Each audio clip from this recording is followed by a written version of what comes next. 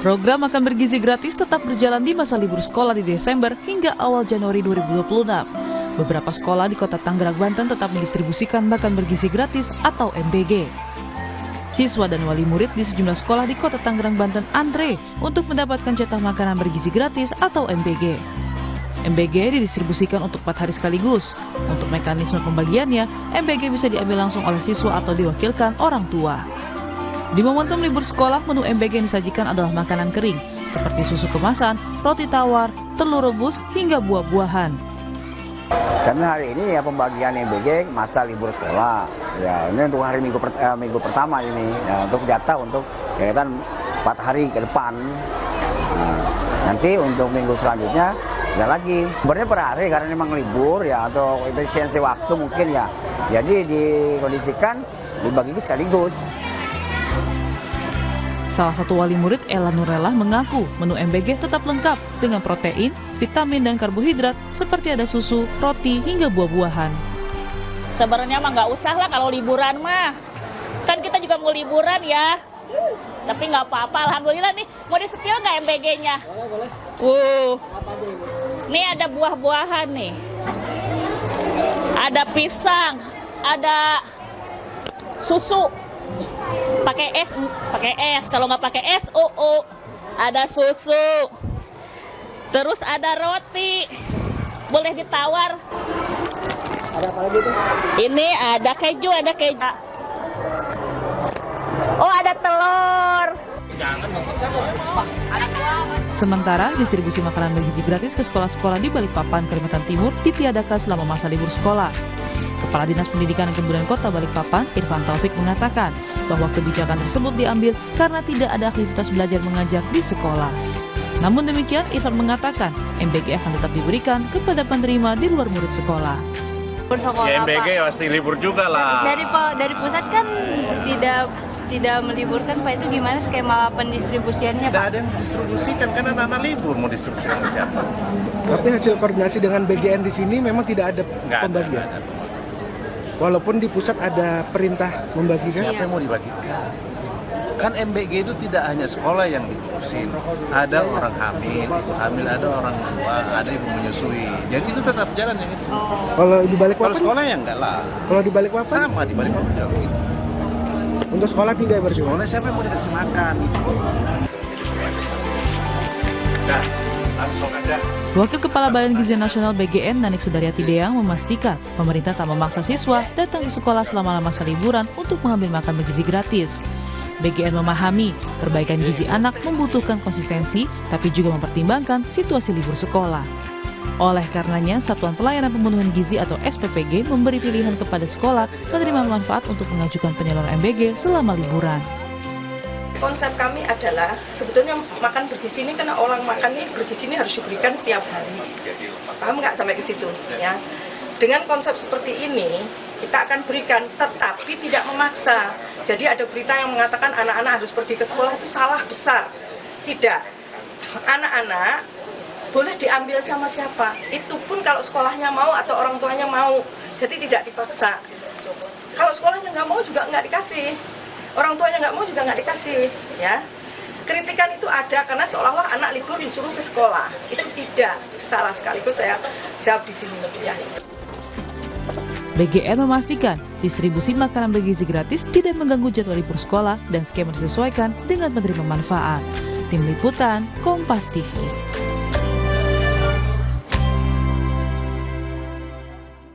Program makan bergizi gratis tetap berjalan di masa libur sekolah dari Desember hingga awal Januari 2026. Badan Gizi Nasional atau BGN menyiapkan sejumlah alternatif bagi siswa dalam penyaluran MBG di masa libur. Lantas bagaimana skema pemberian MBG kepada siswa selama libur sekolah dan apakah ini hal urgensi atau pemborosan? Kita akan bahas bersama dengan Wakil Kepala Badan Gizi Nasional Nanik Sudaryati Deang dan Direktur Kebijakan Publik Selios Media Wahyudi Askar. Selamat pagi Bu Nani, Mas Media.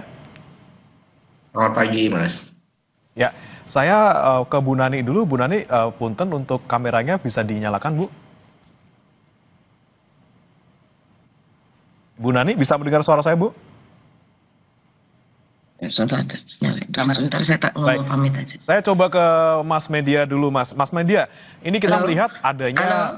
Mas? Ya, selamat pagi Bu Deyang, sudah bisa mendengar suara kami di studio, Bu? Selamat pagi, saya tapi hanya bisa 3 menit, 4 menit ya. Ini saya mau ada acara ini, Mas. Ini udah ditunggu untuk meeting ya.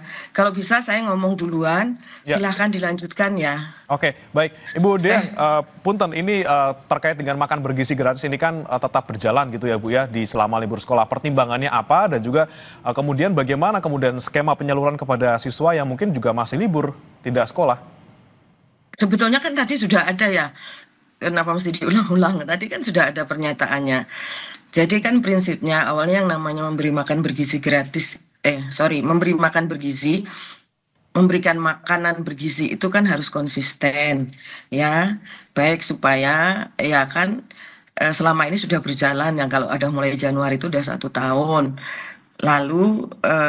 Kami kan sebagai lembaga yang saat ini diserai tugas sebagai untuk menjaga makanan, untuk menjaga gizi anak-anak. Jadi ya kita berpikir ya sudah, tidak boleh putus-putus nih, harus terus konsisten kita berikan. Namun karena anak-anak lagi libur ya, sehingga untuk khusus anak-anak ini fleksibel saja juga sekolahnya. Kalau mau ya silahkan diambil, kalau enggak juga tidak apa-apa. Itu aja ya. Sebentar, saya mau ngomong itu ya supaya jelas semua. Jadi tidak ada pemaksaan ya. Tidak ada pemaksaan bahwa dan juga tidak ada kewajiban untuk anak-anak pergi ke sekolah. Yang kedua, yang diberikan terus adalah untuk B3, busui, bumil, dan juga ibu untuk anak-anak balita. Itu yang dilakukan oleh kader-kader memang yang selama ini sudah berjalan. Itu aja Mas ya. Baik, Bu Nani. Rasanya sudah jelas di situ ya. Tapi Bu Nani, ada yang bisa ingin kami konfirmasi juga Bu Nani. Ini kan tidak wajib, tapi kan tetap ada sekolah yang kemudian menyalurkan. Ada juga kemudian yang mungkin tidak bisa tersalurkan karena anaknya tidak ada di tempat. Dengan anggaran yang luar biasa besar gitu Bu, apakah tidak sebaiknya ini diliburkan terlebih dahulu karena bisa kita alihkan mungkin anggarannya ke bidang lain, misalnya kita mau bantu bencana di Sumatera?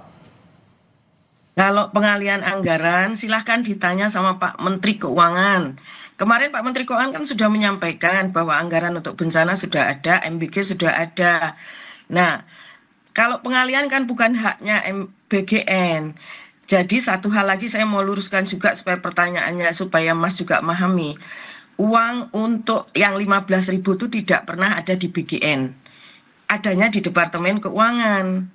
Tinggal Departemen Keuangan kalau memang dialihkan untuk bencana di stop. Nggak usah ada, karena kan itu kan tidak, jadi dianggarkan itu tidak ada dalam kelembagaan BGN, tapi ada di Departemen Keuangan, langsung ditransfer ke dapur-dapur.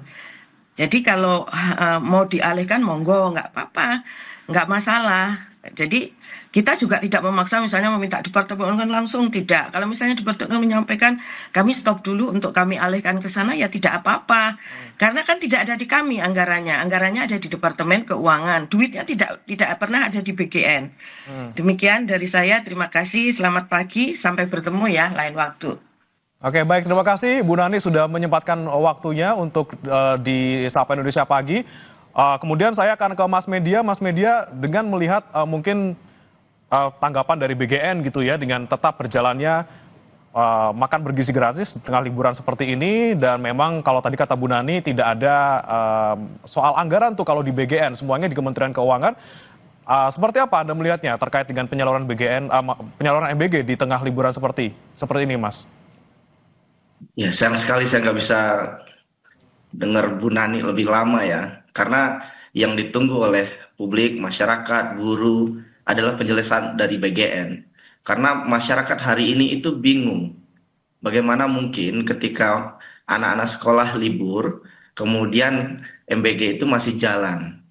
Orang tua harus ke sekolah, guru tetap harus di sekolah, dan lain-lain. Jadi menurut saya ini ada kesalahan yang sangat signifikan dalam tata kelola MBG ini ya pada saat libur. Karena kebijakan itu kan harus ada 3 hal. Siapa sasaran, bagaimana mekanismenya, dan apa yang terjadi ketika konteksnya berubah.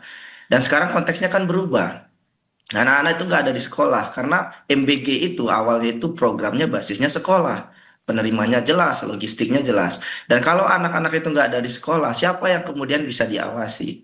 Kemudian saya tambahkan informasi ya kepada BGN, Bu Nani, saya tidak mendengar bahwa tidak benar juga bahwa orang tua tidak dipaksa. Dalam banyak sekolah itu keluarga diminta untuk mengambil ke sekolah gitu. Dan akhirnya apa? Kalaupun tidak diambil ke sekolah ya, itu makanan hilang percuma. Dan sebagian sekolah akhirnya memberikan makanan-makanan itu kepada orang lain. Dan lantas akuntabilitas dari program ini seperti apa begitu.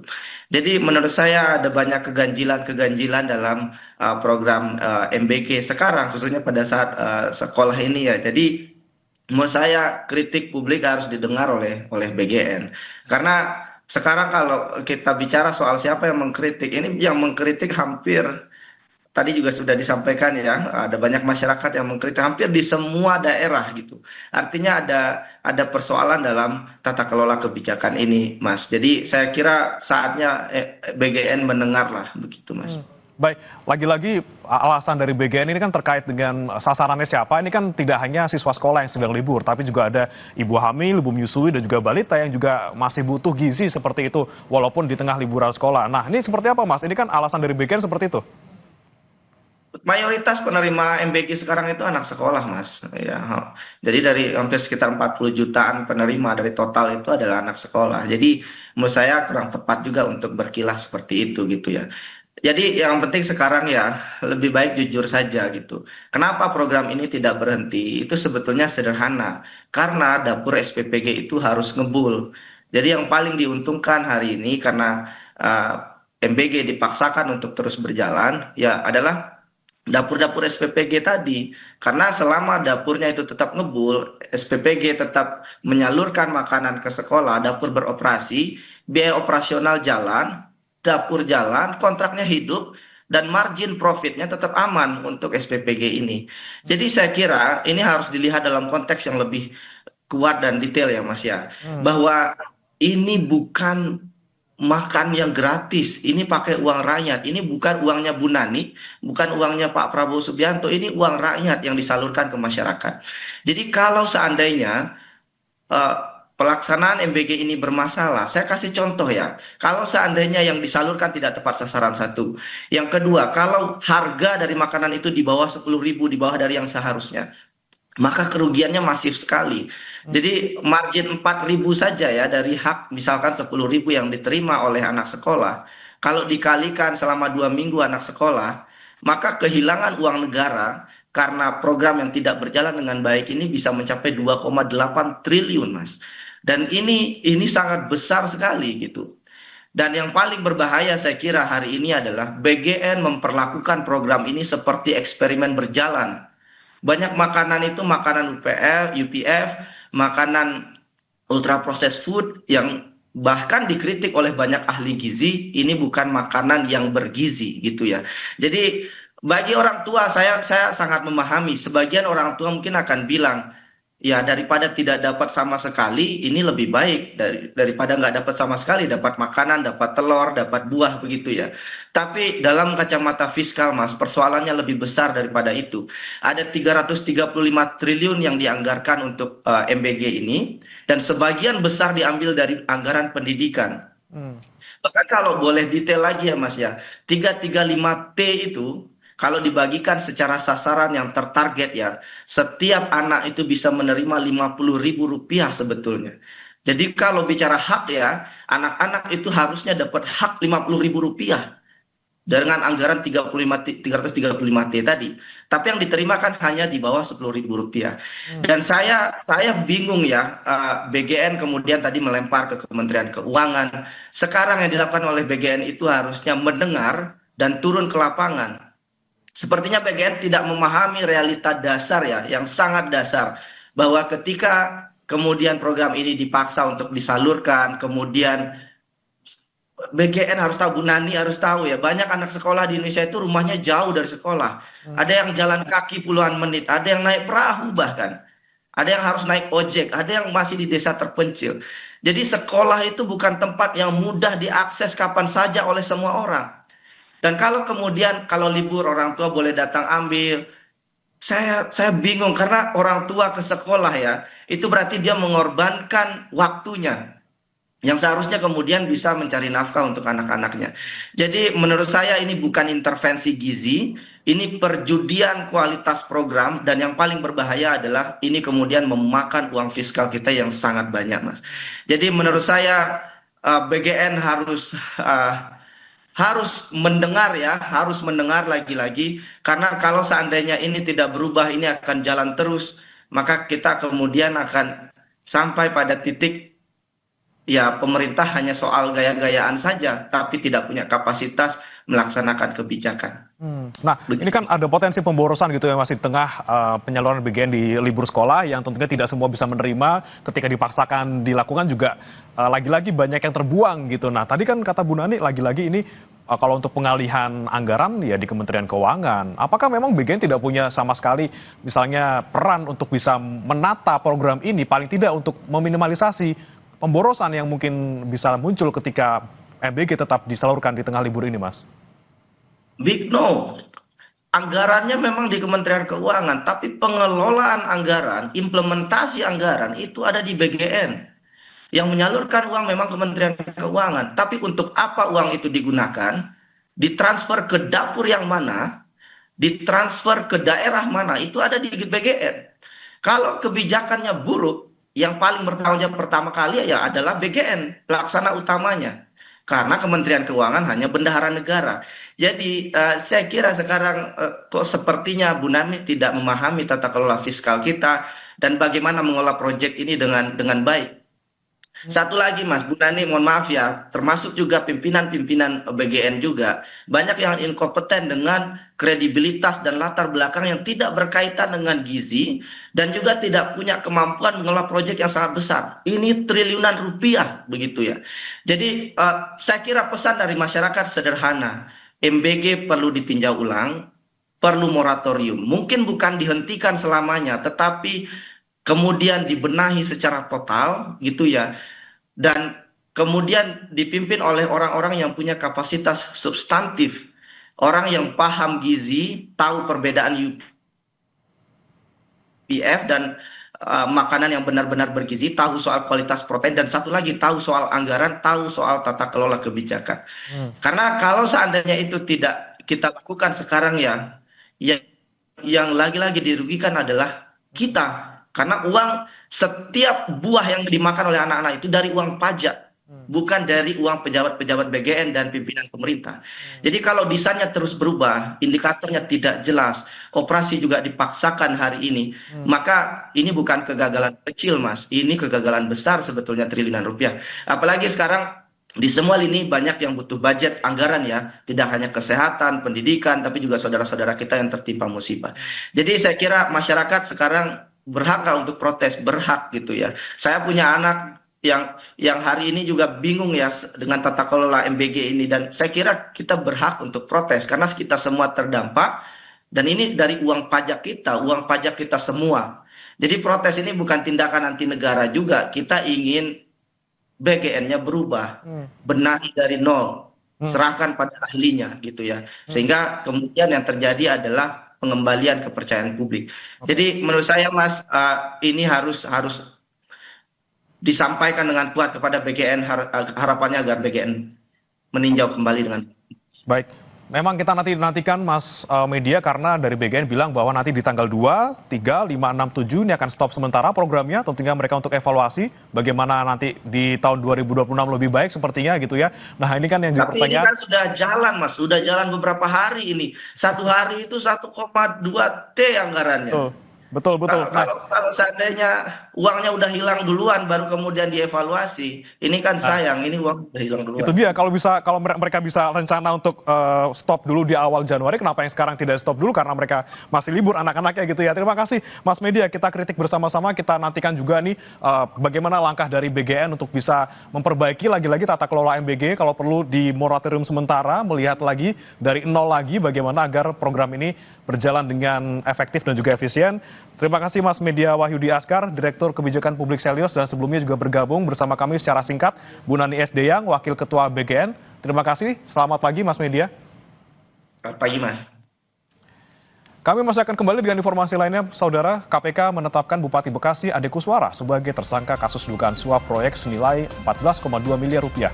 Mirisnya dalam kasus ini, Ade Kuswara ditetapkan sebagai tersangka bersama ayahnya, HM Kunang, yang juga kepala desa. Tak main-main, HM Kunang berperan sebagai kurir penerima uang suap yang diberikan secara bertahap. Kita bahas soal korupsi anak dan ayah di Kabupaten Bekasi ini. Usai jeda, Saudara.